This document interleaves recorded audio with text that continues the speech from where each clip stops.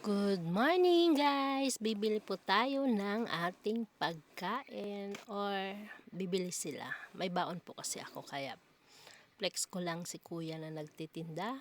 Monday to Friday po siya. Ayan po kanyang mga paninda. Chicken, may mga gulay. Ayan. Combo na po yan at 75 pesos lang po yan guys. Dati 60 lang, kaya lang nagmahal na din siya mula nung nagmahal na lahat.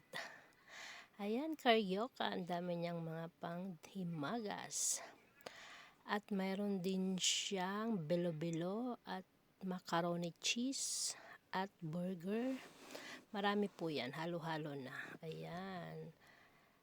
8 to 10:30 lang po si kuya dyan na nagtitinda at marami po siyang customer.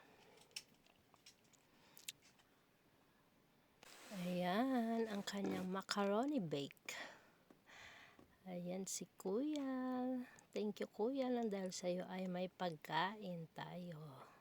Binidyo ko lang po si kuya guys. Thank you so much.